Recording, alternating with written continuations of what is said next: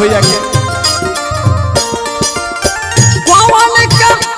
विश्वकर्मा बाबा छीन लेनी अखिया